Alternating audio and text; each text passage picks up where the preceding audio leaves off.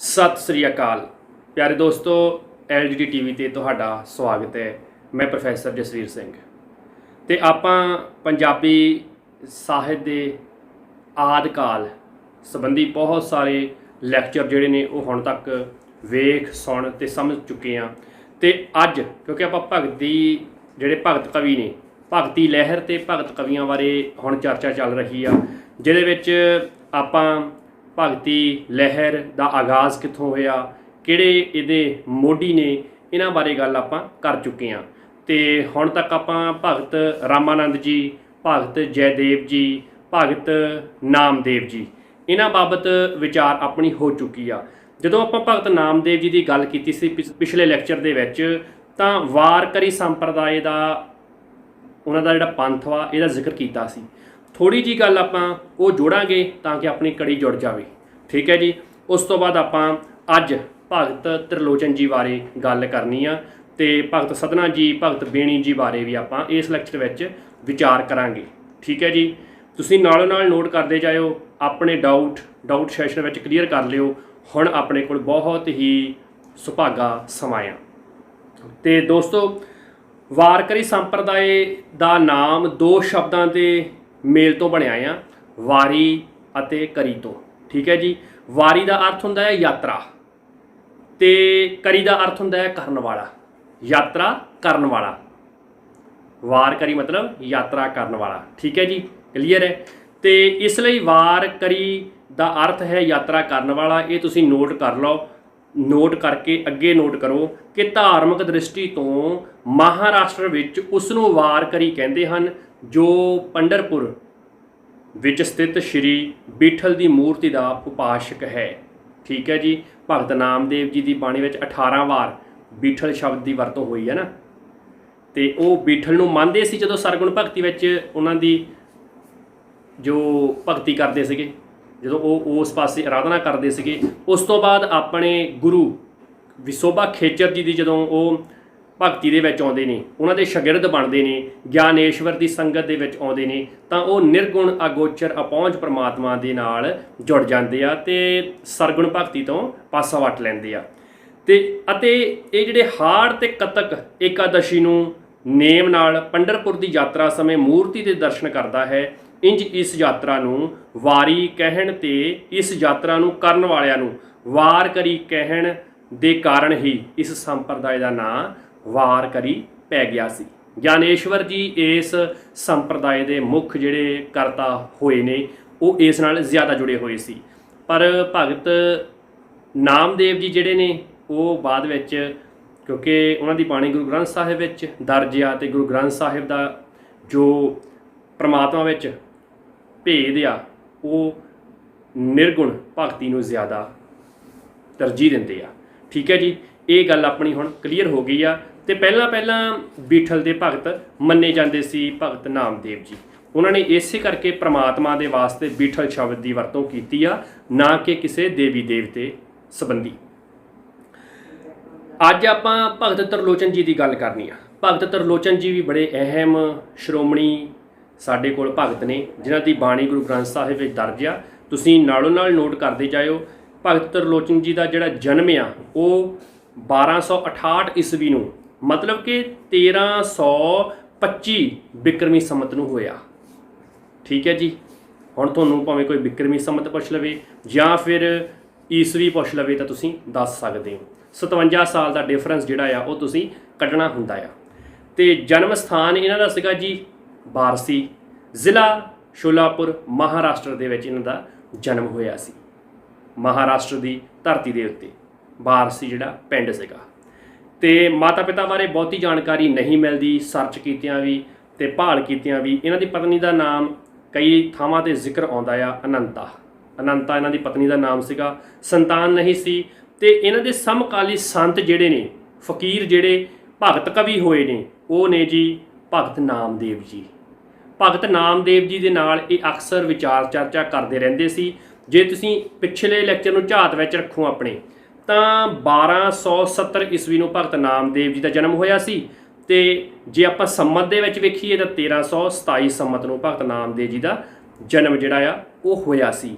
मतलब कि 2-3 ਸਾਲ ਦਾ ਫਰਕ ਆ ਦੋਹਾਂ ਭਗਤਾਂ ਦੇ ਜਨਮ ਦੇ ਵਿੱਚ। ਤੇ ਇਸ ਕਰਕੇ ਇਹ ਬਿਲਕੁਲ ਸਮਕਾਲੀ ਸੀ, ਇੱਕੋ ਸਮੇਂ ਹੋਏ ਸੀ। ਤੇ ਬਹੁਤ ਸਾਰੇ ਇਤਿਹਾਸਕਾਰ ਕਹਿੰਦੇ ਆ ਕਿ ਇਹ ਦੋਵੇਂ ਭਗਤ ਲਗਭਗ ਰੋਜ਼ਾਨਾ ਮਿਲਦੇ ਸੀ ਤੇ ਪਰਮਾਤਮਾ ਦੇ ਬਾਰੇ ਆਪਣੇ ਵਿਚਾਰ ਚਰਚਾ ਕਰਦੇ ਹੁੰਦੇ ਸੀ। ਤੇ ਜੇ ਆਪਾਂ ਭਗਤ ਤਰਲੋਚਨ ਜੀ ਦੀ ਜਾਤ ਦੇ ਬਾਰੇ ਗੱਲ ਕਰਨੀ ਹੋਵੇ ਤਾਂ ਉਹ ਵੈਸ਼ ਸ਼੍ਰੇਣੀ ਦੇ ਨਾਲ ਸੰਬੰਧ ਰੱਖਦੇ ਸੀ, ਕਿਉਂਕਿ ਪੇਪਰ ਦੇ ਪੁਆਇੰਟ ਆਫ ਵਿਊ ਤੋਂ ਆਪਾਂ ਇਹ ਗੱਲ ਕਰਦੇ ਹਾਂ, ਵੈਸੇ ਜ਼ਾਤ ਪਾਤ ਨੂੰ ਜਿਹੜਾ ਆ ਉਹ ਤਰਜੀਹ ਨਹੀਂ ਦੇਣੀ ਚਾਹੀਦੀ। ਭਾਈ ਕਾਹਨ ਸਿੰਘ ਨਾਭਾ ਅਨੁਸਾਰ ਭਗਤ ਨਾਮਦੇਵ ਅਤੇ ਭਗਤ ਤਰਲੋਚਨ ਜੀ ਗੁਰੂ ਭਾਈ ਸਨ, ਮਤਲਬ ਇੱਕੋ ਹੀ ਗੁਰੂ ਦੇ ਸ਼ਾਗਿਰਦ ਸਨ। ਪਰ ਉੱਥੇ ਵਿਸੋਬਾ ਖੇਚਰ ਜੀ ਦੀ ਗੱਲ ਨਹੀਂ ਆਉਂਦੀ। ਉੱਥੇ ਜਦੋਂ ਗੱਲ ਆਉਂਦੀ ਆ ਤਾਂ ਗਿਆਨਦੇਵ ਦੀ ਗੱਲ ਆਉਂਦੀ ਆ ਜੀ, ਗਿਆਨੇਸ਼ਵਰ ਦੀ ਗੱਲ ਆਉਂਦੀ ਆ।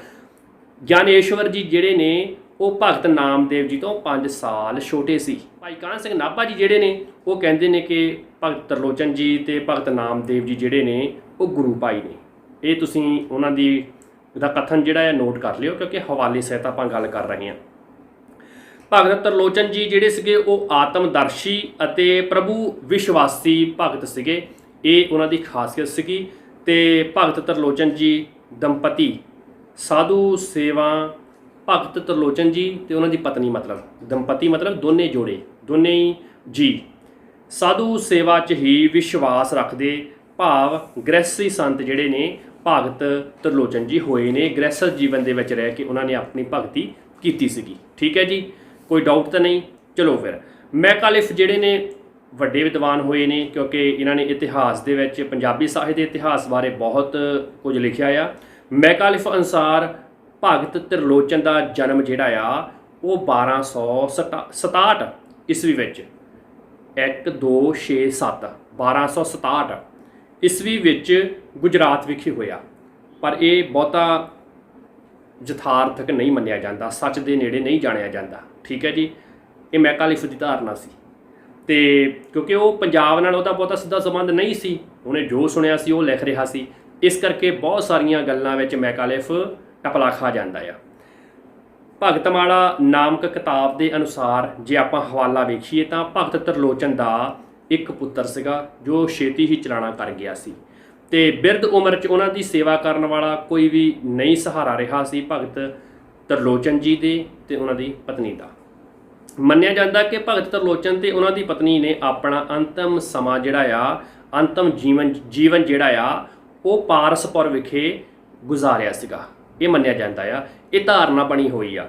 ਤੇ ਜੇ ਆਪਾਂ ਭਗਤ ਤਰਲੋਚਨ ਜੀ ਦੇ ਇਸ ਸੰਸਾਰ ਤੋਂ ਤੁਰ ਜਾਣ ਦੇ ਜਾਂ ਪਰਲੋਕ ਗਮਨ ਕਰਨ ਦੀ ਗੱਲ ਕਰੀਏ ਤਾਂ ਭਾਈ ਕਨ੍ਹਈਆ ਸੇਵਾ ਜੋਤੀ ਸਤੰਬਰ 1991 ਦੇ ਵਿਸ਼ੇਸ਼ ਅੰਕ ਦੇ ਅਨੁਸਾਰ, ਪੰਜਾਬੀ ਮਾਸਿਕ ਅਨੁਸਾਰ ਇਹ ਦੇਹਾਂਤ ਜਿਹੜਾ ਉਹਨਾਂ ਦਾ 1335 ਈਸਵੀ ਦੇ ਵਿੱਚ ਮੰਨਿਆ ਜਾਂਦਾ ਆ। ਇਸ ਹਵਾਲੇ ਨੂੰ ਜੇ ਆਪਾਂ ਆਧਾਰ ਬਣਾਈਏ, ਠੀਕ ਹੈ ਜੀ।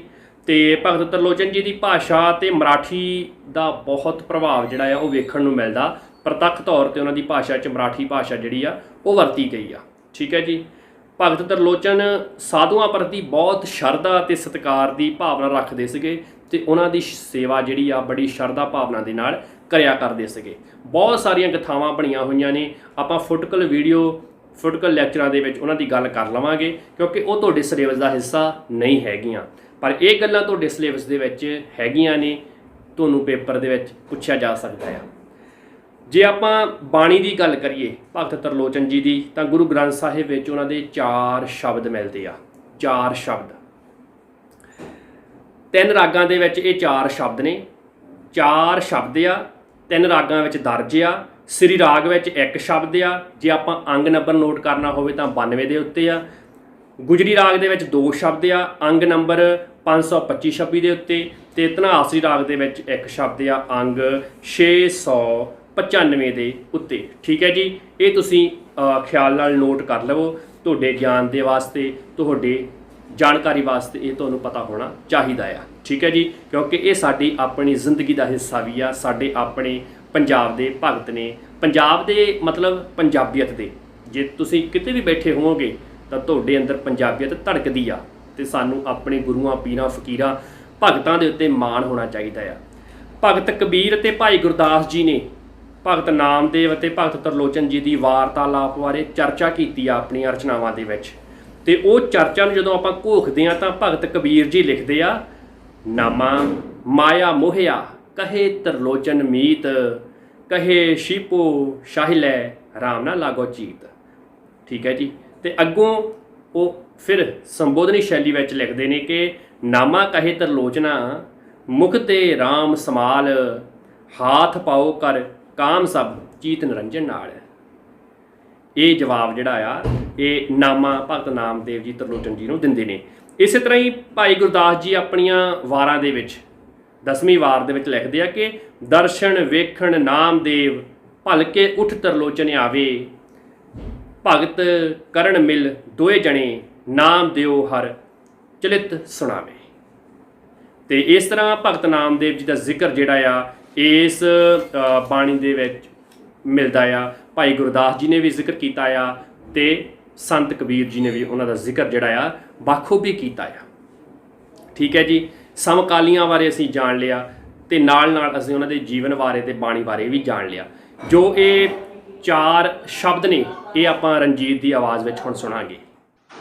सतनाम श्री वाहिगुरु श्री राग त्रिलोचन का, माया मोह मन आगलड़ा प्राणी जरा मरण पौ विसर गया, कुटुंब देख बिगसै कमला ज्यों पर कर जो है कपट नरा, दौड़ा आयो हे जमै तना, तिन आगलड़े मैं रहन न जाए, कोई कोई साजन आए कहे, मिल मेरे बिठुला ले बाहड़ी वलाए,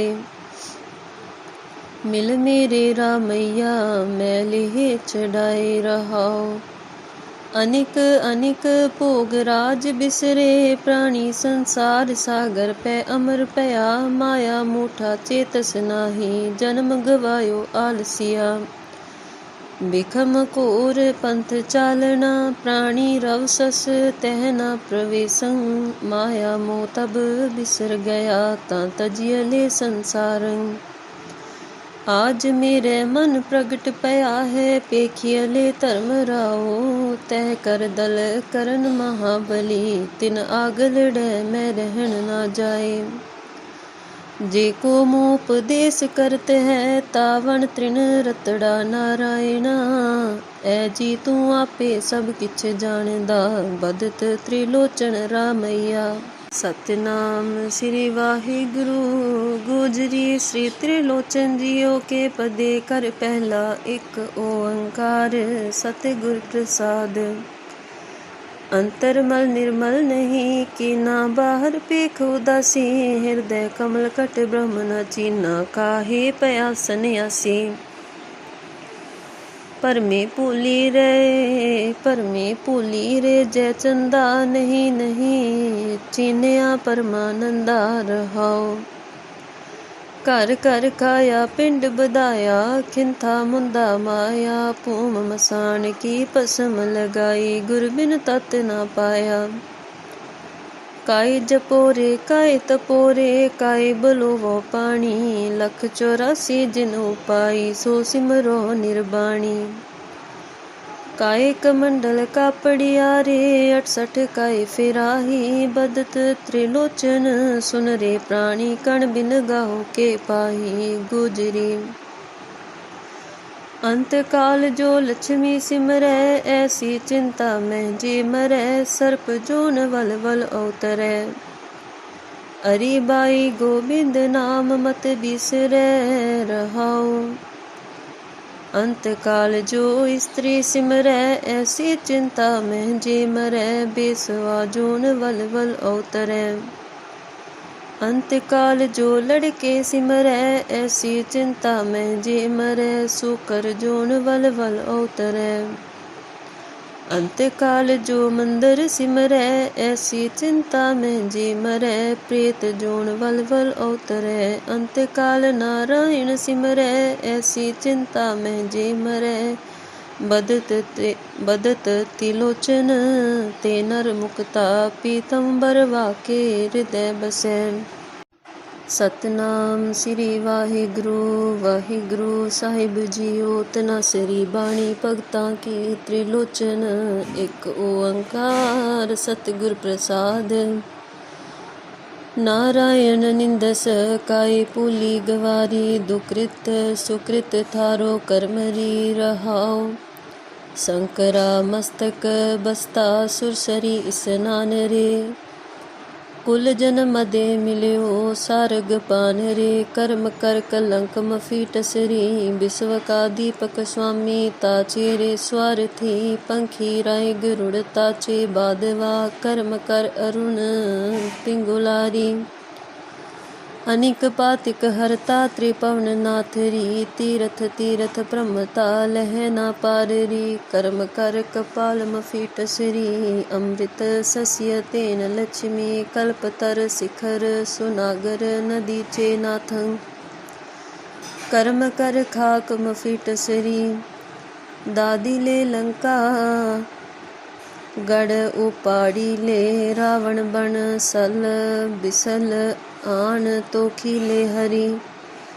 ਕਰਮ ਕਰ ਕਛੋਟੀ ਮਫੀਟ ਸਰੀ, ਪੂਰਬ ਲੋ ਕ੍ਰਿਤ ਕਰਮ ਨਾ ਮਿਟੈਰੀ। ਕਰ ਗੇਹਣ ਤਾਚੇ ਮੋਹਿ ਜਾਪਿ ਲੈ, ਰਾਮ ਚੇ ਨਾਮੰ ਬਦਤ ਤ੍ਰਿਲੋਚਨ ਰਾਮ ਜੀ। ਹੁਣ ਅਸੀਂ ਭਗਤ ਸਧਨਾ ਜੀ ਬਾਰੇ ਗੱਲ ਕਰਨੀ ਆ। ਤੇ ਭਗਤ ਸਧਨਾ ਜੀ ਜਿਹੜੇ ਨੇ, ਉਹਨਾਂ ਦੇ ਸਮਕਾਲੀ ਭਗਤ ਵੀ ਭਗਤ ਨਾਮਦੇਵ ਜੀ, ਭਗਤ ਤਰਲੋਚਨ ਜੀ ਨੇ। ਇਹ ਗੱਲ ਜਿਹੜੀ ਆ ਵੱਖ-ਵੱਖ ਇਤਿਹਾਸਕਾਰਾਂ ਨੇ ਕੀਤੀ ਆ। ਤੇ ਕਿੱਤੇ ਵਜੋਂ ਜਾਂ ਪੇਸ਼ੇ ਵਜੋਂ ਭਗਤ ਸਧਨਾ ਜੀ ਕਸਾਈ ਸੀਗੇ, ਤੇ ਇਹ ਉਹਨਾਂ ਦਾ ਪਿਤਾ ਪੁਰਖੀ ਕਿੱਤਾ ਮੰਨਿਆ ਜਾਂਦਾ ਆ। ਤੇ ਜਨਮ ਦੀ ਗੱਲ ਕਰੀਏ ਤਾਂ ਸੰਮਤ 1223 ਦੇ ਵਿੱਚ ਉਹਨਾਂ ਦਾ ਜਨਮ ਹੋਇਆ, ਤੇ 1166 ਈਸਵੀ ਵਿੱਚ ਉਹਨਾਂ ਦਾ ਜਨਮ ਜਿਹੜਾ ਆ ਉਹ ਈਸਵੀ ਦੇ ਅਨੁਸਾਰ ਬਣਦਾ ਆ। ਜਨਮ ਸਥਾਨ ਕੁਝ ਥਾਵਾਂ ਤੇ ਸਹਿਵਾਨ ਨਗਰ ਆਉਂਦਾ ਆ, ਜੋ ਸਿੰਧ ਜ਼ਿਲ੍ਹੇ ਦੇ ਵਿੱਚ ਅੱਜ ਕੱਲ੍ਹ ਪਾਕਿਸਤਾਨ ਦੇ ਵਿੱਚ ਪੈਂਦਾ ਆ। ਇੱਕ ਥਾਂ ਤੇ ਸ਼ੇਰਵਾਰ ਵੀ ਲਿਖਿਆ ਹੋਇਆ ਆ, ਜੋ ਸਿੰਧ ਜ਼ਿਲ੍ਹੇ ਦੇ ਵਿੱਚ ਹੀ ਪੈਂਦਾ ਆ। ਸ਼ੇਰਵਾਰ ਜਾਂ ਸਹਿਵਾਨ ਪਿੰਡ ਦੇ ਵਿੱਚ ਭਗਤ ਸਧਨਾ ਜੀ ਦਾ ਜਨਮ ਹੋਇਆ ਸੀ। ਮਿਤੀ ਆਪਣੇ ਕੋਲ ਨਹੀਂ ਹੈ, ਸਨ ਆਪਣੇ ਕੋਲ ਮੌਜੂਦ ਆ 1166 ਈਸਵੀ। ਠੀਕ ਹੈ ਜੀ, ਨੋਟ ਕਰ ਲਿਆ, ਕਿਉਂਕਿ ਭਗਤਾਂ ਬਾਰੇ ਬਹੁਤ ਸੀਮਿਤ ਜਾਣਕਾਰੀ ਮਿਲਦੀ ਆ। ਬਹੁਤ ਸਾਰੇ ਪੰਜਾਬੀ ਸਾਹਿਤ ਦੇ ਜਾਂ ਵੱਖ-ਵੱਖ ਹਿੰਦੀ ਜਾਂ ਵੱਖ ਹੋਰ ਵੀ ਮਰਾਠੀ ਭਾਸ਼ਾ ਦੇ ਲੈ ਲਓ ਜਾਂ ਕੋਈ ਵੀ ਆ, ਇਤਿਹਾਸਕਾਰਾਂ ਨੇ ਕੋਈ ਬਹੁਤੀ ਖੋਜ ਨਹੀਂ ਕੀਤੀ। ਇਹ ਸਾਡੇ ਵਾਸਤੇ ਜਿਹੜਾ ਆ ਕੋਈ ਬਹੁਤੀ ਪ੍ਰਾਪਤੀ ਵਾਲੀ ਗੱਲ ਨਹੀਂ ਹੈਗੀ। ਅਸਲ ਵਿੱਚ ਸਾਨੂੰ ਇਸ 'ਤੇ ਨੀਝ ਨਾਲ ਖੋਜ ਕਰਨੀ ਚਾਹੀਦੀ ਆ। ਚਲੋ ਆਪਾਂ ਅੱਗੇ ਤੁਰਦੇ ਹਾਂ, ਕਿਉਂਕਿ ਅਸੀਂ ਆਪਣੇ ਬੇਸ ਤੋਂ ਸਾਰੀ ਜਾਣਕਾਰੀ ਜੋ ਵੱਧ ਤੋਂ ਵੱਧ ਤੁਹਾਨੂੰ ਪ੍ਰੋਵਾਈਡ ਹੋ ਸਕਦੀ ਹੈ LDT TV ਤੁਹਾਨੂੰ ਕਰਵਾ ਰਿਹਾ ਆ। ਭਗਤ ਸਧਨਾ ਜੀ ਦੀ ਯਾਦ 'ਚ ਫਤਿਹਗੜ੍ਹ ਸਾਹਿਬ ਵਿਖੇ ਮਸਜਿਦ ਬਣੀ ਹੋਈ ਆ। ਕਿਉਂਕਿ ਇੱਕ ਗੱਲ ਹੋਰ ਆ ਕਿ ਭਗਤ ਸਧਨਾ ਜੀ ਜਿਹੜੇ ਨੇ ਉਹ ਮੁਸਲਮਾਨ ਸੰਤ ਕਵੀ ਹੋਏ ਆ, ਭਗਤ ਕਵੀ ਹੋਏ ਆ। ਤੇ ਭਗਤ ਸਧਨਾ ਜੀ ਸਾਲੀਗ੍ਰਾਮ ਦੀ ਪੂਜਾ ਕਰਦੇ ਹੁੰਦੇ ਸੀ। ਸਾਲੀਗ੍ਰਾਮ ਦੇ ਨਾਲ ਹੀ ਉਹ ਵੱਟਿਆਂ ਦੀ ਥਾਂ ਤੇ ਉਹਦੀ ਵਰਤੋਂ ਕਰਿਆ ਕਰਦੇ ਸੀਗੇ। ਸਾਲੀਗ੍ਰਾਮ ਦਾ ਮਤਲਬ ਹੁੰਦਾ ਹੈ ਕਿ ਹਿੰਦੂ ਤ੍ਰਿਮੂਰਤੀ ਵਿੱਚੋਂ ਵਿਸ਼ਨੂੰ ਦਾ ਪ੍ਰਤੀਕ ਮੰਨਿਆ ਜਾਂਦਾ ਸਾਲੀਗ੍ਰਾਮ ਨੂੰ। ਠੀਕ ਹੈ ਜੀ, ਕਲੀਅਰ ਹੈ ਨਾ। ਸਾਲੀਗ੍ਰਾਮ ਜਿਹੜਾ ਆ ਹਿੰਦੂ ਤ੍ਰਿਮੂਰਤੀ ਵਿੱਚੋਂ ਵਿਸ਼ਨੂੰ ਦਾ ਪ੍ਰਤੀਕ ਸਮਝਿਆ ਜਾਂਦਾ ਹੈ। ਤੇ ਭਾਈ ਕਾਹਨ ਸਿੰਘ ਨਾਭਾ ਦੇ ਅਨੁਸਾਰ ਇਹਨਾਂ ਦੀ ਅੰਤਰ ਯਾਦਗਾਰ ਪੰਜਾਬ ਦੇ ਸਰਹਿੰਦ ਵਿੱਚ ਵੇਖੀ ਜਾਂਦੀ ਆ। ਉੱਥੇ ਜਿਹਦੀ ਆਪਾਂ ਫਤਿਹਗੜ੍ਹ ਸਾਹਿਬ ਦੀ ਗੱਲ ਕੀਤੀ ਆ, ਸਰਹਿੰਦ ਵਿੱਚ ਇਹਨਾਂ ਦੀ ਯਾਦ ਵਿੱਚ ਮਸਜਿਦ ਬਣੀ ਹੋਈ ਆ। ਇਹ ਭਾਈ ਕਾਹਨ ਸਿੰਘ ਨਾਭਾ ਦੇ ਕਥਨ ਆ। ਮੈਕਾਲਿਫ ਕਹਿੰਦਾ ਆ ਕਿ ਭਗਤ ਸਧਨਾ ਜੀ ਭਗਤ ਨਾਮਦੇਵ ਜੀ ਅਤੇ ਗਿਆਨਦੇਵ ਜੀ ਦੇ ਸਮਕਾਲੀ ਸਨ। ਮਤਲਬ ਕਿ ਦੇਖੋ, ਜਿਹੜੇ ਗਿਆਨਦੇਵ ਨੇ ਉਹ ਵੀ ਭਗਤ ਨਾਮਦੇਵ ਜੀ ਦੇ ਸਮਕਾਲੀ ਸੀ। ਉਹਨਾਂ ਦੇ ਨਾਲ ਉਹਨਾਂ ਨੇ ਪੂਰੇ ਭਾਰਤ ਦਾ, ਪਹਿਲਾਂ ਮਹਾਰਾਸ਼ਟਰ ਦਾ ਭ੍ਰਮਣ ਕੀਤਾ ਸੀ, ਯਾਤਰਾ ਕੀਤੀ ਸੀ। ਤੇ ਭਗਤ ਜਿਹੜੇ ਸਧਨਾ ਜੀ ਨੇ ਇਹ ਵੀ ਉਹਨਾਂ ਦੇ ਸਮਕਾਲੀ ਹੋਏ ਨੇ। ਤੇ ਜੇ ਆਪਾਂ ਬਾਣੀ ਦੀ ਗੱਲ ਕਰੀਏ ਤਾਂ ਗੁਰੂ ਗ੍ਰੰਥ ਸਾਹਿਬ ਦੇ ਵਿੱਚ ਭਗਤ ਸਧਨਾ ਜੀ ਦਾ ਇੱਕ ਸ਼ਬਦ ਮਿਲਦਾ ਸਾਨੂੰ, ਤੇ ਅੰਗ ਨੰਬਰ 858 ਦੇ ਉੱਪਰ ਇਹ ਦਰਜ ਆ, ਰਾਗ ਬਿਲਾਵਲ ਦੇ ਵਿੱਚ। ਠੀਕ ਹੈ ਜੀ, ਰਾਗ ਬਿਲਾਵਲ ਦੇ ਵਿੱਚ 858 ਅੰਗ ਦੇ ਉੱਪਰ ਇੱਕ ਸ਼ਬਦ ਉਹਨਾਂ ਦਾ ਮਿਲਦਾ ਆ। ਇਸ ਤੋਂ ਇਲਾਵਾ ਭਗਤ ਸਧਨਾ ਜੀ ਬਾਰੇ ਹੋਰ ਕਿਤੇ ਵੀ ਉਹਨਾਂ ਦੀ ਰਚਨਾ ਦਾ ਜ਼ਿਕਰ ਨਹੀਂ ਹੋਇਆ। ਬਾਣੀ ਸਦਨੇ ਕੀ ਰਾਗ ਬਿਲਾਵਲ, ਇੱਕ ਓੰਕਾਰ ਸਤਿਗੁਰ ਪ੍ਰਸਾਦ। नृप कन्या के कारण एक भया पेख तारी, कामारथी स्वार्थी वाकी पैज सवारी। तब गुण कहा जगत गुरा, जो कर्म ना नासै, सिंह शरण कत जाइए, जो जम्बुक ग्रासै रहाओ। एक बूंद जल कारणे चात्रिक दुख पावै, प्राण गए सागर मिलै, फुन काम न आवै। प्राण जूथा के थिर नहीं, कैसे बिरमावो, बूढ़ मुए नौका मिलै, कौ काहि चढ़ावो। मैं नाही कछ हो नहीं, किछ आहे ना मोरा, अवसर लजा राख ले हो सदना जन तोरा। ਜੇ ਆਪਾਂ ਉਹਨਾਂ ਦੇ ਇਸ ਸੰਸਾਰ ਨੂੰ, ਫਾਨੀ ਸੰਸਾਰ ਨੂੰ ਛੱਡਣ ਦੀ ਗੱਲ ਕਰੀਏ ਤਾਂ ਪੰਜਾਬ ਦੇ ਸਰਹਿੰਦ ਵਿੱਚ ਮੰਨਿਆ ਜਾਂਦਾ ਹੈ ਕਿ ਉਹਨਾਂ ਦਾ ਦੇਹਾਂਤ ਜਿਹੜਾ ਸੀਗਾ ਉਹ ਹੋਇਆ ਸੀ, ਉਹ ਪਰਲੋਕ ਗਮਨ ਹੋਈ ਸੀ। ਤੇ ਭਗਤ ਰਵਿਦਾਸ ਜੀ ਦੀ ਬਾਣੀ ਦੇ ਵਿੱਚ ਭਗਤ ਸਧਨਾ ਜੀ ਦਾ ਜ਼ਿਕਰ ਜਿਹੜਾ ਆ ਉਹ ਮਿਲਦਾ ਆ। ਇਹ ਨੋਟ ਕਰ ਲਿਓ, ਬਹੁਤ ਇੰਪੋਰਟੈਂਟ ਆ। ਭਗਤ ਰਵਿਦਾਸ ਜੀ ਲਿਖਦੇ ਆ, ਨਾਮਦੇਵ ਕਬੀਰ त्रिलोचन सदना सेन तरੈ, ਕਹਿ ਰਵਿਦਾਸ ਸੁਣੋ ਤੇ ਸੰਤੋ, ਹਰ ਜੀਓ ਤੇ ਸਭੈ ਸਰੈ। ਇਹਦਾ ਮਤਲਬ ਹੈ ਕਿ ਭਗਤ ਰਵਿਦਾਸ ਜੀ ਤੋਂ ਪਹਿਲਾਂ ਇਹ ਜਿਹੜੇ ਭਗਤ ਕਵੀ ਹੋਏ ਨੇ ਉਹਨਾਂ ਦੀ ਬਾਣੀ ਦੇ ਵਿੱਚ ਵੀ ਭਗਤ ਸਧਨਾ ਜੀ ਦਾ ਪ੍ਰਮੁੱਖ ਸਥਾਨ ਸੀਗਾ ਤੇ ਉਹਨਾਂ ਬਾਰੇ ਗੱਲ ਆਪਣੀ ਬਾਣੀ ਦੇ ਵਿੱਚ ਭਗਤ ਰਵਿਦਾਸ ਜੀ ਨੇ ਬੜੇ ਠਰਮੇ ਤੇ ਬੜੀ ਸੰਜੀਦਗੀ ਦੇ ਨਾਲ ਕੀਤੀ ਹੋਈ ਆ। ਠੀਕ ਹੈ ਜੀ ਪਿਆਰੇ ਦੋਸਤੋ, ਜੇ ਕਿਤੇ ਡਾਊਟ ਆ ਤਾਂ ਤੁਸੀਂ ਕਮੈਂਟ ਕਰੋ। ਜੇ ਤੁਹਾਨੂੰ ਇਹ ਜਾਣਕਾਰੀ ਬਿਲਕੁਲ ਨਵੀਂ ਲੱਗੀ ਆ ਤਾਂ ਵੀ ਤੁਸੀਂ ਕਮੈਂਟ ਕਰਕੇ ਦੱਸੋ ਕਿ ਤੁਹਾਨੂੰ ਨਵਾਂ ਕੀ ਮਿਲਿਆ, ਤੁਸੀਂ ਕੀ ਕੁਝ ਸਿੱਖ ਰਹੇ ਹੋ। ਜਿੱਥੇ ਇਹ ਤੁਹਾਡੇ ਵਾਸਤੇ ਨਵਾਂ ਆ ਉੱਥੇ ਹੀ ਤੁਹਾਡਾ ਕਮੈਂਟ ਸਾਡੇ ਵਾਸਤੇ ਉਤਸ਼ਾਹ ਵਧਾਉਣ ਯੋਗ ਹੁੰਦਾ ਆ। ਹੁਣ ਆਪਾਂ ਭਗਤ ਬੇਣੀ ਜੀ ਬਾਰੇ ਗੱਲ ਕਰਨੀ ਆ। ਭਗਤ ਬੇਣੀ ਜੀ ਦਾ ਵੀ ਬਹੁਤ ਪ੍ਰਮੁੱਖ ਸਥਾਨ ਆ ਤੇ ਮੈਕਾਲਿਫ ਨੇ ਭਗਤ ਬੇਣੀ ਨੂੰ ਪ੍ਰਾਚੀਨ ਕਾਲ ਦੇ ਭਗਤ ਕਿਹਾ ਆ। ਪ੍ਰਾਚੀਨ ਕਾਲ ਮਤਲਬ ਜਿਹਦੀ ਆਪਾਂ ਆਦਿ ਕਾਲ ਦੀ ਗੱਲ ਕਰ ਰਹੇ ਹਾਂ, ਇਸ ਕਾਲ ਦੇ ਵਿੱਚ ਭਗਤ ਬੇਣੀ ਜੀ ਹੋਏ ਆ ਤੇ ਅਨੁਮਾਨ ਅਨੁਸਾਰ ਉਹਨਾਂ ਦੇ ਸਮਕਾਲੀ ਜਿਹੜੇ ਸੀਗੇ ਉਹ ਭਗਤ ਕਬੀਰ ਜੀ ਨੂੰ ਮੰਨਿਆ ਜਾਂਦਾ। ਇਹ ਇੱਕ ਅਨੁਮਾਨ ਲਾਇਆ ਜਾਂਦਾ ਤੇ ਭਗਤ ਬੇਣੀ ਜੀ ਦੇ ਸ਼ਬਦ ਤੇ ਨਾਥ ਜੋਗੀਆਂ ਦਾ ਪ੍ਰਭਾਵ ਵੀ ਮੰਨਿਆ ਜਾਂਦਾ। ਸੰਤ ਮਤ ਦੀ ਡੂੰਘੀ ਛਾਪ ਵੀ ਜਿਹੜੀ ਆ ਇਹ ਵੇਖੀ ਜਾਂਦੀ। ਦੂਜੇ ਅਨੁਮਾਨ ਅਨੁਸਾਰ ਭਗਤ ਬੇਣੀ ਜੀ ਦੇ ਸਮਕਾਲੀ ਜਿਹੜੇ ਨੇ ਉਹ ਭਗਤ ਨਾਮਦੇਵ ਜੀ ਆ ਤੇ ਇਉਂ ਹੀ ਭਗਤ ਬੇਣੀ ਨੂੰ ਭਗਤ ਸੇਨ, ਭਗਤ ਪੀਪਾ ਤੇ ਭਗਤ ਕਬੀਰ ਦੇ ਸਮੇਂ 'ਚ ਨਹੀਂ ਰੱਖਿਆ ਜਾ ਸਕਦਾ ਕਿਉਂਕਿ ਭਗਤ ਨਾਮਦੇਵ ਜੀ ਪਹਿਲਾਂ ਹੋਏ ਆ। ਠੀਕ ਹੈ ਜੀ। ਤੇ ਭਗਤ ਬੇਣੀ ਨੂੰ ਸੰਤ ਮਤ ਦੇ ਮੋਢੀਆਂ ਦੇ ਵਿੱਚ ਵੀ ਗਿਣਿਆ ਜਾ ਸਕਦਾ ਆ। ਇਹ ਵਿਦਵਾਨਾਂ ਦੀ ਰਾਏ ਆ, ਇਹ ਵਿਦਵਾਨ ਵੱਖ-ਵੱਖ ਮੰਨਦੇ ਆਏ ਆ ਕਿ ਇਹ ਭਗਤੀ ਲਹਿਰ ਦੇ ਮੋਢੀਆਂ ਦੇ ਵਿੱਚੋਂ ਇੱਕ ਨੇ। ਜਦੋਂ ਆਪਾਂ ਡਾਕਟਰ ਗੋਬਿੰਦ ਤ੍ਰਿਗੁਣਾਇਤ ਅਨੁਸਾਰ ਗੱਲ ਕਰਦੇ ਆ ਤਾਂ ਉਹ ਕਹਿੰਦੇ ਆ ਕਿ ਭਗਤ ਬੇਣੀ ਜੀ ਗੁਰੂ ਗੋਰਖ ਤੋਂ ਮਗਰੋਂ ਹੋਏ, ਮਤਲਬ ਕਿ ਆਦਿ ਕਾਲ ਦੇ ਵਿੱਚ ਜੁੜ ਜਾਂਦੇ ਨੇ। ਪਰ ਗੋਰਖ ਪੰਥ ਜਿਹੜਾ ਆ ਜਾਂ ਆਪਣਾ ਨਾਥ ਜੋਗੀਆਂ ਦਾ ਸਾਹਿਤ ਜਿਹੜਾ ਆ ਉਹ ਪਹਿਲਾਂ ਆਉਂਦਾ ਆ। ਉਸ ਤੋਂ ਬਾਅਦ ਉਹ ਕਹਿੰਦੇ ਕਿ ਭਗਤ ਬੇਣੀ ਜੀ ਗੁਰੂ ਗੋਰਖ ਤੋਂ ਮਗਰੋਂ ਹੋਏ ਨੇ। ਇਹ ਡਾਕਟਰ ਗੋਬਿੰਦ ਤ੍ਰਿਗੁਣਾਇਤ ਦੇ ਅਨੁਸਾਰ ਮੰਨਿਆ ਜਾਂਦਾ ਆ, ਇਹ ਉਹਨਾਂ ਦਾ ਕਥਨ ਆ। ਤੇ ਪੰਡਿਤ ਨਰੈਣ ਸਿੰਘ ਗਿਆਨੀ ਅਨੁਸਾਰ ਭਗਤ ਬੇਣੀ ਜੀ ਬ੍ਰਹਮ ਭਾਟ ਹੋਏ ਨੇ। ਉਹਨਾਂ ਦੇ ਅਨੁਸਾਰ ਉਹ ਕਹਿੰਦੇ ਆ ਕਿ ਇਹ ਬ੍ਰਹਮ ਭਾਟ ਨੇ, ਇਹ ਉਹਨਾਂ ਨੇ ਦੱਸਿਆ ਸਾਨੂੰ। ਤੇ ਭਗਤ ਬੇਣੀ ਜੀ ਗ੍ਰਹਿਸਤੀ ਸੰਤ ਸੀਗੇ, ਉਹਨਾਂ ਨੇ ਵੀ ਵਿਆਹ ਕਰਾਇਆ ਹੋਇਆ ਸੀ, ਇਹਦੇ ਵਿੱਚ ਕੋਈ ਡਾਊਟ ਨਹੀਂ ਹੈਗਾ। ਭਗਤੀ ਕਰਦੇ ਹੋਏ ਉਹ ਇਕਾਂਤ ਥਾਂ ਤੇ ਚਲੇ ਜਾਂਦੇ ਸੀ, ਉੱਥੇ ਜਾ ਕੇ ਮਨ ਨੂੰ ਇਕਾਗਰ ਕਰਦੇ ਸੀ ਤੇ ਭਗਤੀ ਕਰਨ ਲੱਗ ਜਾਂਦੇ ਸੀ। ਤੇ ਉਹਨਾਂ ਦੇ ਗੁਰੂ ਅਚਿੰਤਨਾਥ ਨੂੰ ਮੰਨਿਆ ਜਾਂਦਾ ਆ। ਭਗਤ ਬੇਣੀ ਜੀ ਦੇ ਗੁਰੂ ਅਚਿੰਤਨਾਥ ਜੀ ਹੋਏ ਨੇ। ਠੀਕ ਹੈ ਜੀ, ਵੈਰੀ ਇੰਪੋਰਟੈਂਟ, ਨੋਟ ਕਰ ਲਿਓ। ਜਦੋਂ ਆਪਾਂ ਭਗਤ ਬੇਣੀ ਜੀ ਦੀ ਬਾਣੀ ਦੀ ਗੱਲ ਕਰਦੇ ਹਾਂ ਤਾਂ ਗੁਰੂ ਗ੍ਰੰਥ ਸਾਹਿਬ ਦੇ ਵਿੱਚ ਉਹਨਾਂ ਦੇ 3 ਸ਼ਬਦ ਮਿਲਦੇ ਆ। 3 ਸ਼ਬਦ ਦੇਖੋ ਜੀ, ਨੋਟ ਕਰੋ। ਰਾਗ ਸ੍ਰੀ ਰਾਗ ਦੇ ਵਿੱਚ ਉਹਨਾਂ ਦਾ ਸ਼ਬਦ ਆ ਅੰਗ ਨੰਬਰ 93 ਦੇ ਉੱਤੇ।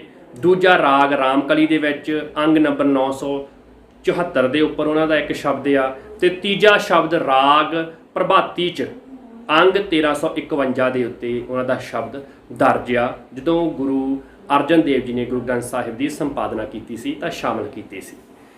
ਤੇ ਜਦੋਂ ਆਪਾਂ ਇਸ ਤੋਂ ਇਲਾਵਾ ਦੇਖੋ ਜਿਹੜੀ ਇਹ 3 ਸ਼ਬਦ ਨੇ, ਰਣਜੀਤ ਤੋਂ ਆਪਾਂ ਸੁਣਾਂਗੇ ਕਿਉਂਕਿ ਉਹ ਬਹੁਤ ਸੁਰੀਲਾ ਉਚਾਰਨ ਕਰਦੀ ਆ, ਸ਼ੁੱਧ ਉਚਾਰਨ ਕਰਦੀ ਆ। ਤੇ ਆਪਾਂ ਹੁਣ ਆਖਰ ਦੇ ਉੱਤੇ ਇਸ ਲੈਕਚਰ ਦੇ ਉਹਦੇ ਇਹ ਆਵਾਜ਼ ਤੋਂ ਆਪਾਂ ਤਿੰਨੇ ਜਿਹੜੇ ਇਹ ਸ਼ਬਦ ਨੇ ਭਗਤ ਬੇਣੀ ਜੀ ਦੇ ਸੁਣਾਂਗੇ। ਪਹਿਲਾਂ ਆਪਾਂ ਕਰਾਂਗੇ ਗੱਲ ਹੋਰ ਬਾਣੀਆਂ ਕਿਹੜੀਆਂ ਨੇ। ਗ੍ਰੰਥ ਸਰਬੰਗੀ ਵਿੱਚ ਵੀ 115 ਭਗਤਾਂ ਦੀ ਬਾਣੀ ਦਰਜ ਆ ਤੇ ਇਹਦਾ ਸੰਕਲਨ 601 ਈਸਵੀ ਵਿੱਚ ਹੋਇਆ ਮੰਨਿਆ ਜਾਂਦਾ। ਤੇ ਇਸ ਗ੍ਰੰਥ ਦਾ ਸੰਪਾਦਕ ਜਿਹੜਾ ਆ ਉਹ ਸੰਤ ਕਵੀ ਰੱਜਬ ਜੀ ਸੀਗੇ ਤੇ ਕਵੀ ਰੱਜਬ ਜੀ ਦੇ ਗੁਰੂ ਦਾਦੂ ਮਹਾਰਾਜ ਜੀ ਹੋਏ ਆ। ਇਹਨਾਂ ਨੇ ਇਹ ਕਿਤਾਬ ਨੂੰ ਸੰਪਾਦਿਤ ਕੀਤਾ ਆ। ਕਿਤਾਬ ਦਾ ਨਾਂ ਜਾਂ ਗ੍ਰੰਥ ਦਾ ਨਾਂ ਹੈਗਾ ਸਰਬੰਗੀ ਤੇ ਇਸ ਗ੍ਰੰਥ ਦੇ ਵਿੱਚ ਭਗਤ ਬੇਣੀ ਜੀ ਦੇ 8 ਸ਼ਬਦ, ਜਿਹਨੂੰ 8 ਪਦ ਕਹਿ ਸਕਦੇ ਹਾਂ ਆਪਾਂ, 8 ਸ਼ਬਦ ਤੇ ਇੱਕ ਸਾਖੀ ਜਿਹੜੀ ਆ ਉਹ ਦਰਜ ਸਾਨੂੰ ਮਿਲਦੀ ਆ ਇਸ ਗ੍ਰੰਥ ਦੇ ਵਿੱਚ, ਸਰਬੰਗੀ ਦੇ ਵਿੱਚ। ਠੀਕ ਹੈ ਜੀ। ਤੇ ਇਸ ਕਰਕੇ ਆਪਾਂ ਇਹ ਮੰਨ ਸਕਦੇ ਹਾਂ ਕਿ ਗੁਰੂ ਗ੍ਰੰਥ ਸਾਹਿਬ ਤੋਂ ਇਲਾਵਾ ਇਹਨਾਂ ਦੇ ਥੋੜ੍ਹੇ ਜਿਹੇ ਸ਼ਬਦ ਹੋਰ ਵੀ ਹੈਗੇ ਆ। ਆਚਾਰੀਆ ਪਰਸ਼ੂਰਾਮ ਚਤੁਰਵੇਦੀ ਦੇ ਅਨੁਸਾਰ ਭਗਤ ਬੇਣੀ ਨੂੰ ਨਾਮਦੇਵ ਦਾ ਸਮਕਾਲੀ, ਭਗਤ ਸੇਨ, ਭਗਤ ਪੀਪਾ ਤੇ ਭਗਤ ਕਬੀਰ ਦਾ ਪੂਰਵਵਰਤੀ, ਮਤਲਬ ਉਹਨਾਂ ਤੋਂ ਪਹਿਲਾਂ ਪੂਰਵਵਰਤੀ ਅਤੇ ਪੰਜਾਬ ਜਾਂ ਮਹਾਰਾਸ਼ਟਰ ਦਾ ਜੰਮਪਲ ਹੋਣ ਦਾ ਅਨੁਮਾਨ ਲਾਇਆ ਜਾ ਸਕਦਾ ਹੈ। ਇਹ ਆਚਾਰੀਆ ਪਰਸ਼ੂਰਾਮ ਚਤੁਰਵੇਦੀ ਜੀ ਦਾ ਕਥਨ ਆ, ਤੁਸੀਂ ਨੋਟ ਕਰ ਸਕਦੇ ਹੋ।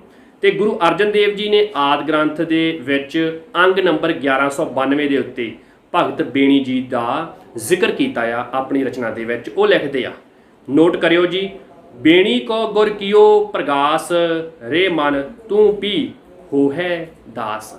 ਭਗਤ ਬੇਣੀ ਦੀ ਰਚਨਾ 'ਚ ਹਰੀਚਾ ਵਿਸ਼ਰਾਮ ਜਿਹੜਾ ਆ ਜਦੋਂ ਵਰਤੋਂ ਇਹਦੀ ਹੁੰਦੀ ਆ ਤਾਂ ਇਸ ਤੋਂ ਲੱਗਦਾ ਆ, ਇਸ ਤੋਂ ਜਾਪਦਾ ਆ ਕਿ ਉਹਨਾਂ ਦਾ ਸੰਬੰਧ ਮਹਾਰਾਸ਼ਟਰ ਦਾ ਸੀ, ਉਹ ਮਹਾਰਾਸ਼ਟਰ ਵਿੱਚ ਰਹਿਣ ਵਾਲੇ ਮੰਨੇ ਜਾ ਸਕਦੇ ਆ ਇਸ ਹਰੀਚਾ ਵਿਸ਼ਰਾਮ ਸ਼ਬਦ ਦੀ ਵਰਤੋਂ ਦੇ ਨਾਲ। ਤੇ ਭਾਈ ਗੁਰਦਾਸ ਜੀ ਦੀ 10ਵੀਂ ਵਾਰ ਦੀ 14ਵੀਂ ਪੌੜੀ ਦੇ ਅਨੁਸਾਰ, ਨੋਟ ਕਰਿਓ, ਜਦੋਂ ਆਪਾਂ ਇਹ ਪੜ੍ਹਦੇ ਹਾਂ ਤਾਂ ਉਹਦੇ ਵਿੱਚ ਵੀ ਜ਼ਿਕਰ ਆਉਂਦਾ ਆ ਕਿ ਗੁਰਮੁਖ ਬੇਣੀ ਭਗਤ ਘਰ ਜਾਏ ਇਕਾਂਤ ਬਹਿ ਲਿਵ ਲਾਏ। ਵੀ ਭਗਤ ਬੇਣੀ ਜੀ ਇਕਾਂਤ ਵਿੱਚ ਬਹਿ ਕੇ ਆਪਣੇ ਲਿਵ ਲਾਉਂਦੇ ਨੇ, ਪ੍ਰਮਾਤਮਾ ਨੂੰ ਧਿਆਉਂਦੇ ਨੇ। ਕਰਮ ਕਰੇ ਅਧਿਆਤਮੀ ਹੋਰਸ ਕਿਸੇ ਨਾ ਅਲਖ ਲਿਖਾਵੇ, ਤੇ ਉਹ ਆਪਣੇ ਪ੍ਰਮਾਤਮਾ ਨੂੰ ਯਾਦ ਕਰਦੇ ਨੇ। ਇਹ ਜਿਹੜਾ ਆਪਾਂ ਨੋਟ ਕੀਤਾ ਆ, ਇਹ ਜੋ ਭਾਈ ਗੁਰਦਾਸ ਜੀ ਦੀ ਵਾਰ ਦੀ 10ਵੀਂ ਵਾਰ ਦੀ 14ਵੀਂ ਪੌੜੀ ਦੇ ਵਿੱਚ ਹੈ, ਇਹਦਾ ਹਵਾਲਾ ਨੋਟ ਕਰ ਲਓ ਜੇ ਤੁਸੀਂ ਕਿਤਾਬ ਵੇਖਣੀ ਚਾਹੁੰਦੇ ਹੋ। ਭਾਈ ਵੀਰ ਸਿੰਘ ਜੀ ਸੰਪਾਦਕ ਨੇ, ਪੰਨਾ ਨੰਬਰ 166, ਪੁਸਤਕ ਦਾ ਨਾਂ ਹੈ ਵਾਰਾਂ ਭਾਈ ਗੁਰਦਾਸ ਸਟੀਕ। ਠੀਕ ਹੈ ਜੀ, ਇਹ ਉਹਦੇ ਉੱਤੇ ਦਰਜ ਆ, ਤੁਸੀਂ ਨੋਟ ਕਰ ਲਓ। ਹਵਾਲੇ ਤੋਂ ਬਿਨਾਂ ਮੈਂ ਤੁਹਾਨੂੰ ਵਾਰ-ਵਾਰ ਕਹਿੰਦਾ ਮੈਂ ਗੱਲ ਨਹੀਂ ਕਰਦਾ। ਰੈਲੇਵੈਂਟ ਮਟੀਰੀਅਲ, ਰੈਲੇਵੈਂਟ ਗੱਲਾਂ ਤੇ ਥੋੜ੍ਹੇ ਸਮੇਂ ਦੇ ਵਿੱਚ ਬਹੁਤਾ ਕੁਝ ਜਾਣਨਾ ਹੁੰਦਾ ਆ। ਅੱਗੇ ਤੁਰਦੇ ਹਾਂ ਜੀ। ਭੱਟ ਕਵੀ ਕੱਲ ਹੋਏ ਨੇ, ਗੁਰੂ ਗ੍ਰੰਥ ਸਾਹਿਬ ਵਿੱਚ ਇਹਨਾਂ ਦੀ ਬਾਣੀ ਦਰਜ ਆ। ਆਪਾਂ ਜਦੋਂ ਭੱਟ ਕਵੀਆਂ ਬਾਰੇ ਗੱਲ ਕਰਾਂਗੇ ਉਦੋਂ ਇਹਨਾਂ ਬਾਰੇ ਆਪਾਂ ਵਿਸਥਾਰ ਵਿੱਚ ਚਰਚਾ ਕਰਾਂਗੇ, ਜੋ ਸਾਨੂੰ ਜਾਣਕਾਰੀ ਮਿਲੂਗੀ। ਭੱਟ ਕਵੀ ਕੱਲ ਜੋ 1574 ਈਸਵੀ 'ਚ ਸੁਰਗ ਸਿਧਾਰ ਗਏ ਸੀਗੇ, ਉਹਨਾਂ ਨੇ ਭਗਤ ਬੇਣੀ ਜੀ ਬਾਰੇ ਲਿਖਿਆ ਆ। ਉਹ ਕੀ ਲਿਖਦੇ ਆ? ਗੁਰੂ ਗ੍ਰੰਥ ਸਾਹਿਬ ਜੀ ਦਾ ਜਾਂ ਆਦਿ ਗ੍ਰੰਥ ਦਾ ਅੰਗ ਨੰਬਰ ਹੈਗਾ ਜੀ 93 ਉਹਦੇ ਉੱਪਰ ਲਿਖਦੇ ਆ, ਭਗਤ ਬੇਣ ਗੁਣ ਰਵੈ ਸਹਿਜ ਆਤਮ ਰੰਗ ਮਾਣੈ, ਜੋਗ ਧਿਆਨ ਗੁਰ ਗਿਆਨ ਬਿਨਾ ਪ੍ਰਭ ਅਵਰ ਨਾ ਜਾਣੈ। ਇਹ ਭੱਟ ਕਵੀ ਕੱਲ ਨੇ ਭਗਤ ਬੇਣੀ ਜੀ ਬਾਰੇ ਲਿਖਿਆ ਸੀਗਾ। ਇਸੇ ਤਰ੍ਹਾਂ ਹੀ ਆਪਾਂ ਅੱਗੇ ਤੁਰਾਂਗੇ ਤਾਂ ਭਗਤ ਬੇਣੀ ਜੀ ਦੀਆਂ ਕੁਝ ਵਿਸ਼ੇਸ਼ਤਾਵਾਂ ਨੇ, ਜਿਵੇਂ ਉਹ ਹਮੇਸ਼ਾ ਪ੍ਰਭੂ ਦੇ ਗੁਣ ਗਾਣ 'ਚ ਮਸਤ ਰਹਿੰਦੇ ਸੀਗੇ, ਸਹਿਜ ਅਵਸਥਾ ਦੇ ਉਹ ਧਾਰਨੀ ਸੀਗੇ ਤੇ ਆਤਮ ਰੰਗ ਮਾਨਣ ਵਾਲੇ ਬ੍ਰਹਮ ਗਿਆਨੀ ਕਵੀ ਉਹ ਭਗਤ ਉਹ ਹੋਏ ਨੇ। ਤੇ ਉਹਨਾਂ ਦੇ ਸਮਕਾਲੀ ਭੱਟ ਕਵੀਆਂ ਦੇ ਵਿੱਚ ਆਪਾਂ ਕੱਲ ਭੱਟ ਕਵੀ ਦਾ ਨਾਮ ਜਿਹੜਾ ਆ ਉਹ ਲਿਖ ਸਕਦੇ ਹਾਂ, ਯਾਦ ਕਰ ਸਕਦੇ ਹਾਂ। ਤੇ ਸੰਤ ਦਰਬਾਰੀ ਜੀ ਨੇ ਬੇਣੀ ਭਗਤ ਜੀ ਨੂੰ ਭਾਟ ਕਹਿ ਕੇ ਬੁਲਾਇਆ ਆ, ਜਾਂ ਉਹ ਭਗਤ ਬੇਣੀ ਜੀ ਨੂੰ ਭਾਟ ਕਹਿੰਦੇ ਆ। ਠੀਕ ਹੈ ਜੀ ਪਿਆਰੇ ਦੋਸਤੋ, ਜਾਣਕਾਰੀ ਦਾ ਘੇਰਾ ਬਹੁਤ ਵਿਸਤ੍ਰਿਤ ਹੁੰਦਾ ਆ, ਬਹੁਤ ਕੁਝ ਨਵਾਂ ਹੁੰਦਾ ਆ। ਤੇ ਜਦੋਂ ਇਹ ਨਵਾਂ ਹੁੰਦਾ ਆ ਤਾਂ ਇਹ ਹੋਰ ਹੋਰ ਸਾਡੇ ਵਰਗੇ ਸਿੱਖਣ ਵਾਲਿਆਂ ਨੂੰ, ਤੁਸੀਂ ਵੀ ਸਿੱਖ ਰਹੇ ਹੋ, ਮੈਂ ਆਪਣੇ ਆਪ ਨੂੰ ਕਦੇ ਉਸਤਾਦ ਨਹੀਂ ਕਹੂੰਗਾ, ਮੈਂ ਵੀ ਸਿੱਖ ਰਿਹਾ ਹਾਂ, ਮੇਰੀ ਵੀ ਖੋਜ ਜਾਰੀ ਆ, ਕਿਉਂਕਿ ਮੈਨੂੰ ਇਸ ਚੀਜ਼ ਦਾ ਗੁਮਾਨ ਹੋ ਜਾਵੇ ਕਿ ਮੈਨੂੰ ਆਉਂਦਾ ਆ, ਇਹ ਮਾੜੀ ਗੱਲ ਹੈ। ਆਪਾਂ ਇਕੱਠੇ ਇੱਕੋ ਜਿਹੇ ਹਾਂ। ਤੇ ਆਪਣੇ ਕਮੈਂਟ ਮੈਨੂੰ ਵੀ ਦਿਆ ਕਰੋ, ਮੇਰਾ ਵੀ ਉਤਸ਼ਾਹ ਵਧਾਇਆ ਕਰੋ। ਤੇ ਨਾਲ ਇੱਕ ਚੀਜ਼ ਹੋਰ ਸ਼ੇਅਰ ਕਰ ਦਿਆ ਕਰੋ, ਬਹੁਤ ਮਿਹਨਤ ਦੇ ਨਾਲ ਇਹ ਲੱਭ ਕੇ ਖੋਜਾਂ ਕਰ ਕਰਕੇ ਵੱਖ-ਵੱਖ ਥਾਵਾਂ ਤੋਂ ਇਹ ਇਕੱਤਰ ਕਰਨਾ ਹੁੰਦਾ ਸਾਰਾ ਕੁਝ, ਤੇ ਉਸ ਤੋਂ ਬਾਅਦ ਰੈਲੇਵੈਂਸੀ ਵੇਖ ਕੇ ਤੁਹਾਡੇ ਨਾਲ ਸਾਂਝੀ ਕਰਨੀ ਹੁੰਦੀ ਆ। ਤੇ ਪਿਆਰੇ ਦੋਸਤੋ, ਸ਼ੇਅਰ ਕਰਕੇ ਜਿੱਥੇ ਆਪਾਂ ਸਮਾਜ ਦਾ ਭਲਾ ਕਰਾਂਗੇ ਉੱਥੇ ਆਪਣੇ ਸਾਹਿਤ ਦਾ ਲੋਕਾਂ ਦੇ ਵਿੱਚ ਪ੍ਰਚਾਰ ਤੇ ਪ੍ਰਸਾਰ ਵੀ ਹੋਊਗਾ। ਚੜ੍ਹਦੀ ਕਲਾ ਵਿੱਚ ਰਹੋ। ਹੁਣ ਤੱਕ ਆਪਾਂ ਭਗਤ ਕਵੀਆਂ ਦੇ ਵਿੱਚ ਭਗਤ ਰਾਮਾਨੰਦ ਜੀ, ਭਗਤ ਜੈਦੇਵ ਜੀ, ਭਗਤ ਨਾਮਦੇਵ ਜੀ, ਭਗਤ ਤਿਰਲੋਚਨ ਜੀ, ਭਗਤ ਸਧਨਾ ਜੀ ਤੇ ਭਗਤ ਬੇਣੀ ਜੀ ਦੀ ਗੱਲ ਕਰ ਲਈ ਆ। ਠੀਕ ਹੈ ਜੀ, ਮੈਨੂੰ ਲੱਗਦਾ ਹੈ ਕਿ ਇਹਨਾਂ ਬਾਰੇ ਤੁਹਾਡਾ ਕੋਈ ਡਾਊਟ ਹੁਣ ਬਾਕੀ ਨਹੀਂ ਰਿਹਾ ਹੋਊਗਾ। ਜੇ ਹੈ ਤਾਂ ਤੁਸੀਂ ਅੱਜ ਸ਼ਾਮ ਜੋ ਡਾਊਟ ਸੈਸ਼ਨ ਆ 7 ਤੋਂ 8 ਉਹਦੇ ਵਿੱਚ ਆਪਣੇ ਸਾਰੇ ਡਾਊਟ ਕਲੀਅਰ ਕਰ ਲਵੋ, ਕਿਉਂਕਿ ਇਹ ਡਾਊਟ ਸੈਸ਼ਨ ਉਦੋਂ ਤੱਕ ਹੀ ਚੱਲਣਾ ਜਦੋਂ ਤੱਕ ਆਪਣੇ ਲੈਕਚਰ ਚੱਲ ਰਹੇ ਨੇ। ਇਸ ਕਰਕੇ ਅਵੇਸਲੇ ਨਾ ਹੋਇਓ, ਸੁਣਦੇ ਸਾਰ ਹੀ ਆਪਣੇ ਡਾਊਟ ਨੋਟ ਕਰਕੇ ਤਾਂ ਕਲੀਅਰ ਕਰ ਲਵੋ। ਜੇ ਕੁਛ ਨਵਾਂ ਮਿਲਦਾ ਆ ਤਾਂ ਤੁਸੀਂ ਮੈਨੂੰ ਜ਼ਰੂਰ ਸੁਚੇਤ ਕਰਿਆ ਕਰੋ ਕਿ ਸਰ ਆ ਮੈਂ ਪਹਿਲੀ ਵਾਰ ਸੁਣਿਆ, ਉਹਦੇ ਨਾਲ ਮੈਨੂੰ ਕੁਝ ਲੱਗਦਾ ਹੈ ਕਿ ਵੱਖਰਾ ਹੋਇਆ ਆ। ਬਾਕੀ ਚੜ੍ਹਦੀ ਕਲਾ ਵਿੱਚ ਰਹੋ। ਅਗਲੇ ਲੈਕਚਰ ਦੇ ਵਿੱਚ ਆਪਾਂ ਅਗਲੇ ਭਗਤ ਕਵੀਆਂ ਬਾਰੇ ਗੱਲ ਕਰਾਂਗੇ। ਹੁਣ ਮੈਨੂੰ ਦਿਓ ਇਜਾਜ਼ਤ। ਸਤਿ ਸ੍ਰੀ ਅਕਾਲ। ਸਤਨਾਮ ਸ੍ਰੀ ਵਾਹਿਗੁਰੂ ਸਾਹਿਬ ਜੀਓ। ਸ੍ਰੀ ਰਾਗ ਬਾਣੀ ਭਗਤ ਬੇਣੀ ਜੀਓ ਕੀ। ਪਹਿਰਿਆ ਕਹਿ ਕਰ ਗਾਵਣਾ ਇੱਕ ਓੰਕਾਰ ਸਤਿਗੁਰ ਪ੍ਰਸਾਦ। ਰੇ ਨਰ ਗਰਭ ਕੁੰਡਲ ਜਬ ਆਛਤ ਉਰਦ ਧਿਆਨ ਲਿਵ ਲਾਗਾ। ਮਿਰਤਕ ਪਿੰਡ ਪਦ ਮਦ ਨਾ ਅਹਨਿਸ ਏਕ ਅਗਿਆਨ ਸੁਨਾਗਾ। ਤੇ ਦਿਨ ਸੰਮਲ ਕਸ਼ਟ ਮਹਾ ਦੁਖ ਅਬ ਚਿਤ ਅਧਿਕ ਪਸਾਰਿਆ। ਗਰਭ ਛੋੜ ਮ੍ਰਿਤ ਮੰਡਲ ਆਇਆ ਤਉ ਨਰ ਹਰ ਮਨ ਹੋ ਬੇਸਾਰਿਆ। ਫਿਰ ਪਛੁਤਾਵੇਗਾ ਮੋੜਿਆ ਤੂੰ ਕਵਨ ਕੁਮਤ ਭ੍ਰਮ ਲਾਗਾ। ਚੇਤ ਰਾਮ ਨਾਹੀ ਜਮਪੁਰ ਜਾਏਗਾ ਜਨ ਵਿਚਰੈ ਅਨਰਾਧਾ ਰਹਾਉ। ਬਾਲ ਬਿਨੋਦ ਚਿੰਦ ਰਸ ਲਾਗਾ ਖਿਨ ਖਿਨ ਮੋਹਿ ਵਿਆਪੈ। ਰਸ ਮਿਸ ਮੇਦ ਅੰਮ੍ਰਿਤ ਬਿਖ ਚਾਖੀ ਤਉ ਪੰਚ ਪ੍ਰਗਟ ਸੰਤਾਪੈ। ਜਪ ਤਪ ਸੰਜਮ ਛੋੜ ਸੁਕ੍ਰਿਤ ਮਤ ਰਾਮ ਨਾਮ ਨਾ ਅਰਾਧਿਆ। ਉਛਲਿਆ ਕਾਮ ਕਾਲ ਮਤ ਲਾਗੀ ਤਉ ਆਨ ਸਖਤ ਗਲ ਬਾਂਧਿਆ। ਤਰੁਣ ਤੇਜ ਪਰ ਤ੍ਰਿਯ ਮੁਖ ਜੋ ਹੈ ਸਰ ਅਪਸਰ ਨਾ ਪਛਾਣਿਆ। ਉਨਮਤ ਕਾਮ ਮਹਾ ਬਿਖ ਭੂਲੈ ਪਾਪ ਪੁੰਨ ਨਾ ਪਛਾਣਿਆ।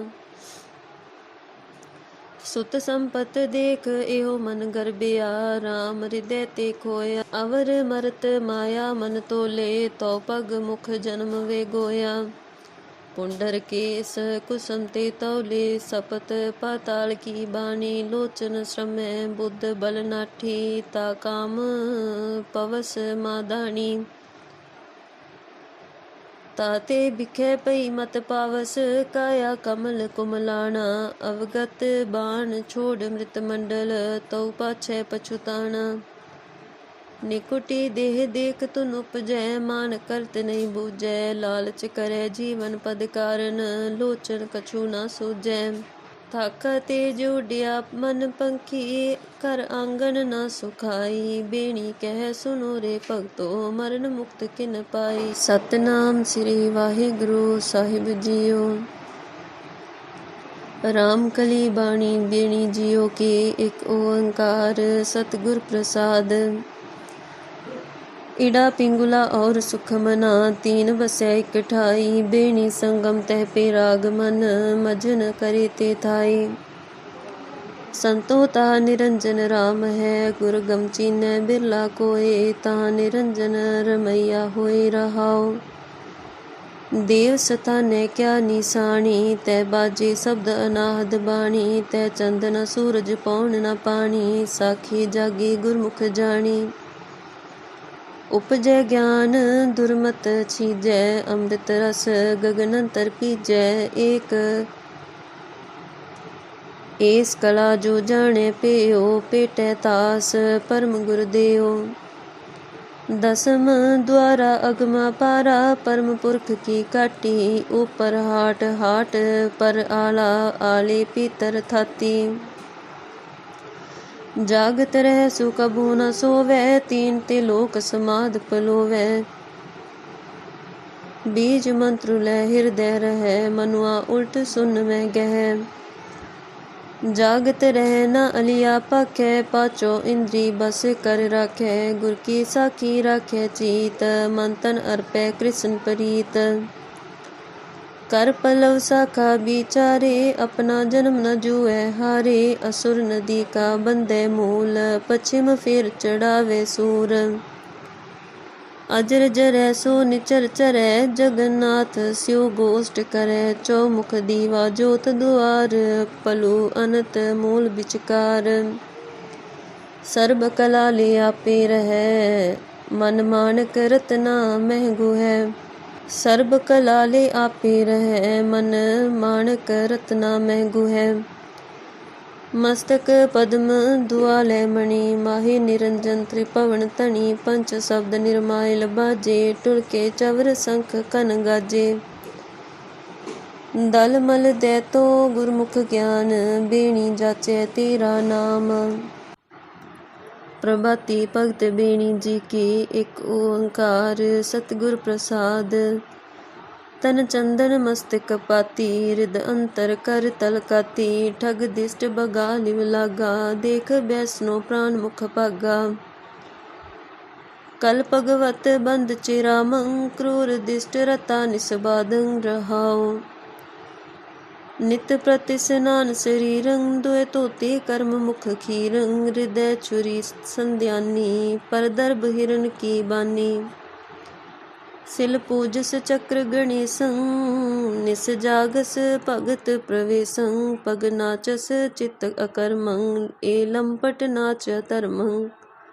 मृग आसन तुलसी माला, कर उजल तिलक कपाला। हृदय कोड कंठ रुद्राखं, रे लंपट कृष्णा पाखं। जिन आत्म तत् न चीनिया, सब फोकट धर्म अबीनिया। कहो बेणी गुरमुख ध्यावै, बिन सतगुर बाट न पावै।